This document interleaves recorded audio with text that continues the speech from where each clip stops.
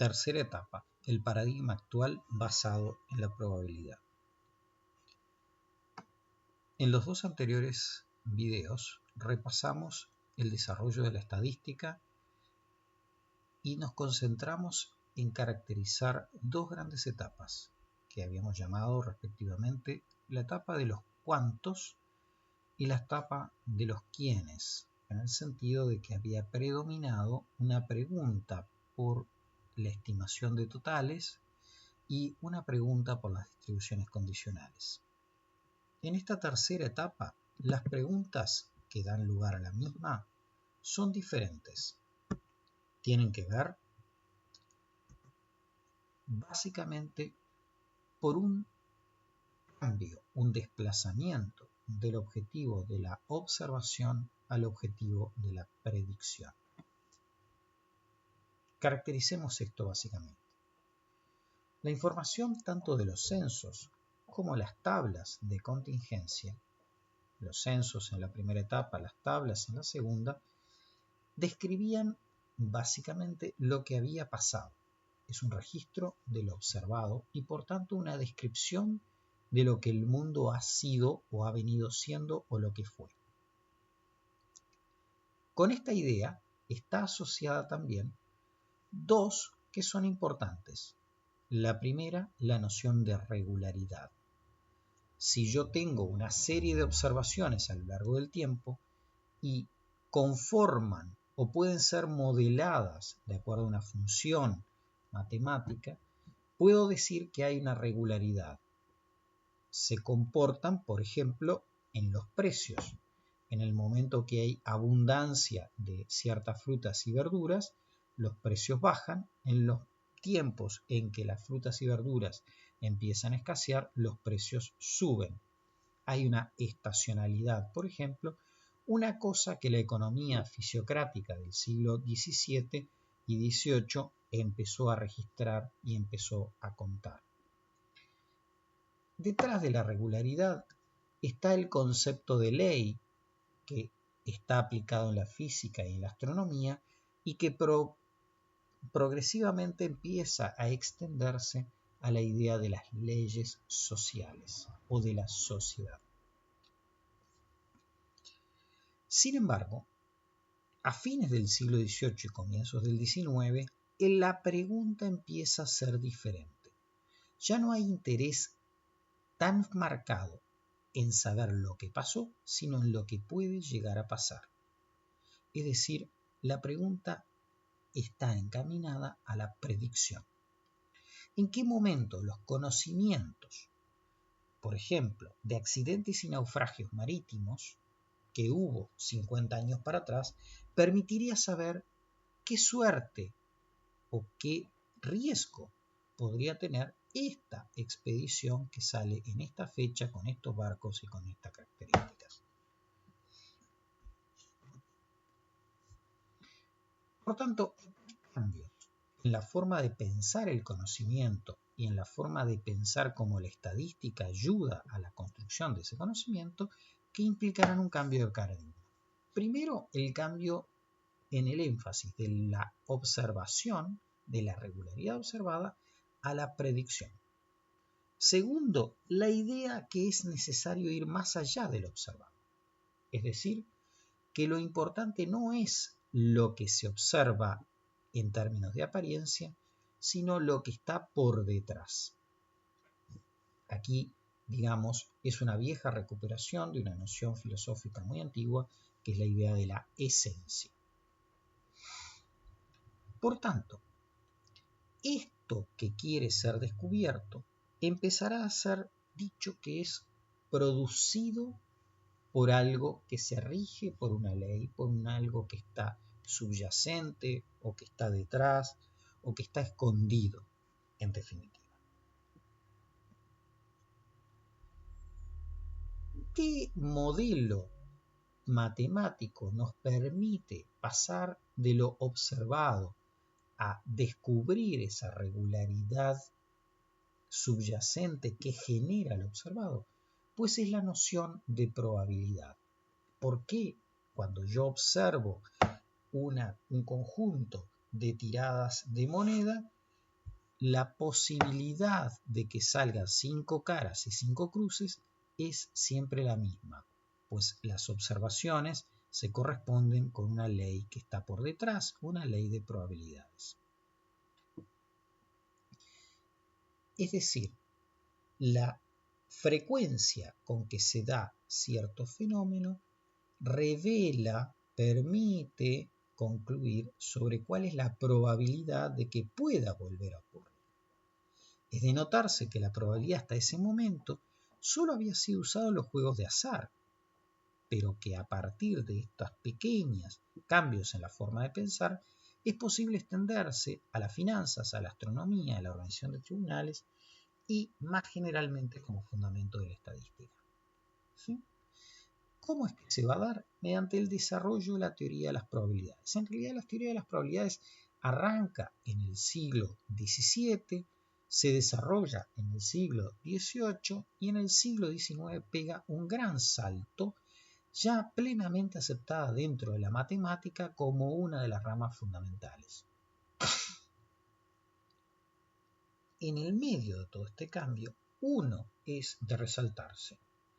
Brevemente, la astronomía llevaba decenas de años registrando la posición de los astros en la bóveda celeste. Sin embargo, junto con esto, que había permitido, por ejemplo, desarrollar las leyes de Kepler sobre el movimiento de los planetas en torno al Sol, junto con esto se había registrado que no siempre los planetas se encontraban en el mismo lugar, es decir, estaban con las mismas coordenadas. Incluso observaciones registradas por diferentes astrónomos el mismo día y en la misma época del año daban lugares a registros diferentes. Es decir, evidentemente yo no puedo tomar como verdadero una única observación. Al contrario, un conjunto de observaciones me debería permitir encontrar cuál es la medida verdadera, lo cual es, dicho de hecho, pensar en términos de error. Entre otras cosas, la incorporación del término de error hace nacer al método de mínimos cuadrados.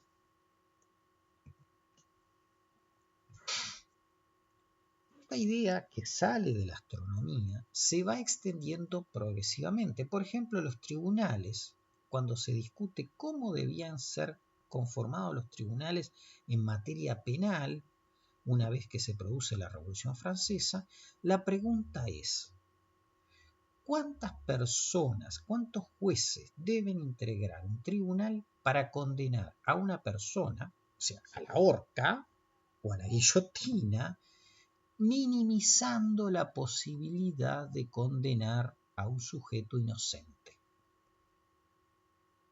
¿Sí? Como ven, las preguntas son terriblemente críticas en este caso. Pero en todos los lugares empieza a asociarse de que un evento, una observación, tiene un error, y lo que es importante es descubrir el patrón que está por debajo. Esto, a lo largo del siglo XIX, y ya en forma plena y totalmente legítima al principio del siglo XX, implican dos cosas. Primero, que toda observación que uno realiza en las ciencias está sometida a errores, tiene un error. Un error que es un error de muestreo, que implica seleccionar las unidades que voy a observar, y un error de medición, resultado de la aplicación de instrumentos. Por tanto, una cuestión importante al tratar de ir más allá de lo registrado es saber cuánto pesa, qué dimensión tiene el error y qué probabilidad tengo yo de cometer error si digo o si saco determinada conclusión. Este es el nuevo marco epistémico que a lo largo del siglo XIX empieza a surgir, que se consolida en el siglo XX y que podríamos llamar que es el marco de la indeterminación del dato. Es decir, el dato no es algo dado, incuestionable u objetivo, sino que el dato tiene errores. Compárese esto con la idea fundamental del primer paradigma, en el cual el censo era el registro de la verdad y lo que tenía puesto el censo, contado el censo como pobladores, era literalmente la verdad.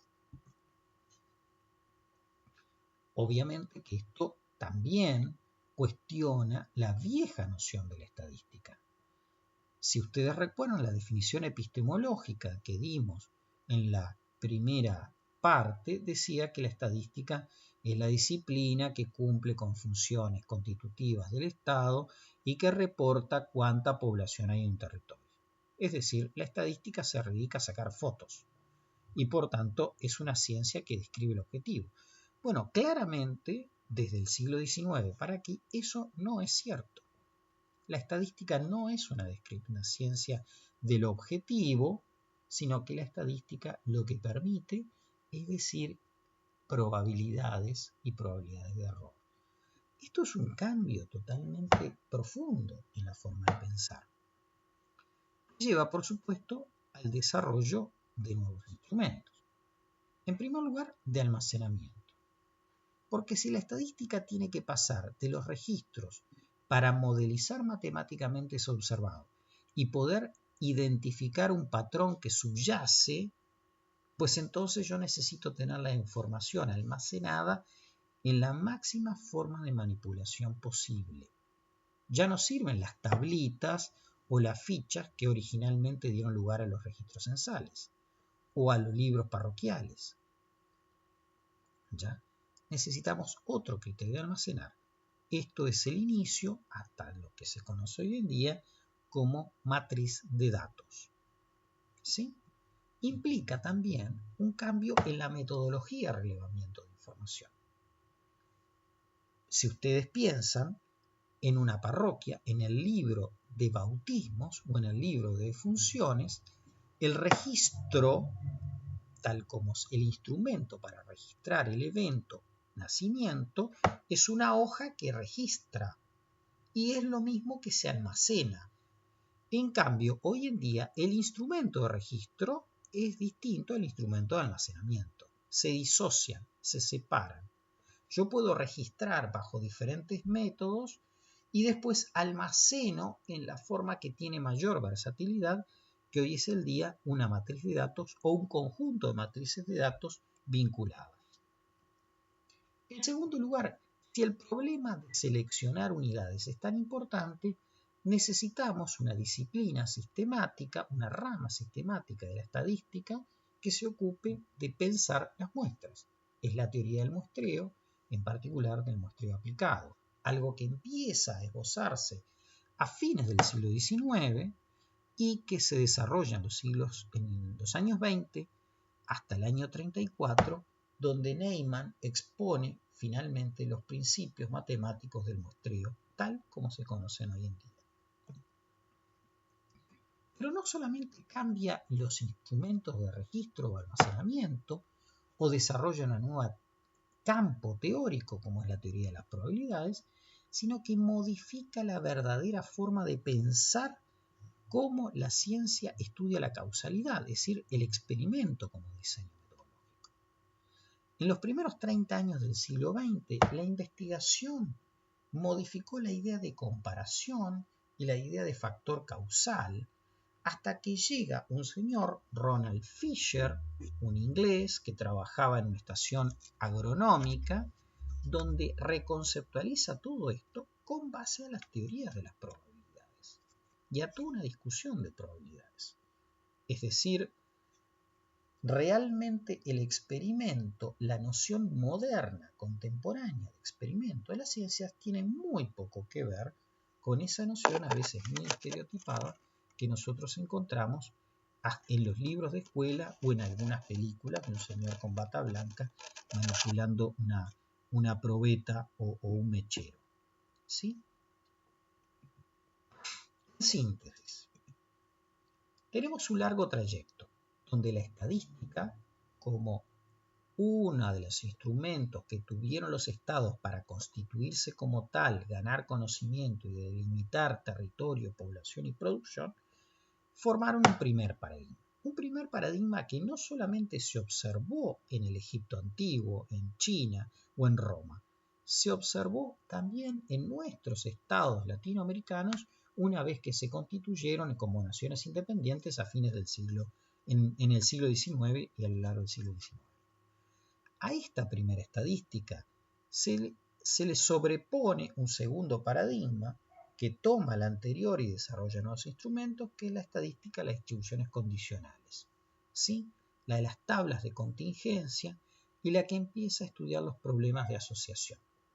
Es la estadística que, de nuevo, en América Latina, se estudió en forma muy importante entre los años 60 y 70, ¿sí? Finalmente tenemos una estadística de probabilidades, donde todo el concepto de producción de conocimiento se modifica con base a la noción de distinguir entre lo observado y el patrón que genera lo observado, es decir, subyacente, la regularidad subyacente, y hay un vínculo matemático entre lo que uno observa y ese proceso que genera lo observado y que está por debajo, que subyace, que es lo que verdaderamente interesa conocer. No la circunstancia, el accidente, lo contingente, lo registrado, sino el proceso que hace que eso se haya producido y que se pueda volver a producir. También un proceso implica que lo observado tiene errores. Este cambio y este trayecto de la estadística repercute claramente sobre algunos temas. Por ejemplo, el censo. El censo es un instrumento muy antiguo, ya lo hemos dicho, que es recuperado en el siglo XIX en los estados latinoamericanos, cuando se constituyen, pero permítanme decirles que cómo se transforma el censo cuando pasa a ser recuperado desde el tercer paradigma. A partir de los años 2000, el censo no es una descripción objetiva y absolutamente certera de la población que hay en el país. Al contrario, el censo también implica un error en la estimación. No todos son censados, no todos están en el día del censo en sus casas. Pueden haber subregistros que generan sesgos, es decir, desviaciones. Por tanto, hay que estimar la población del país con base a lo registrado por el censo y adoptando algún modelo matemático que me permita decir algo de aquello que no pude observar. Es así que todas las rondas del censo, a partir de la ronda 2000 del censo a nivel mundial, incluyen estimaciones probabilísticas. Esto también repercute, por supuesto, en la forma como se enseña estadística en las universidades a los estudiantes que ingresan. Es muy común encontrar lo que en esta carrera tenemos, una estadística básica por un lado y una estadística diferencial como dos ramas diferentes. Una estadística básica que no discute el dato.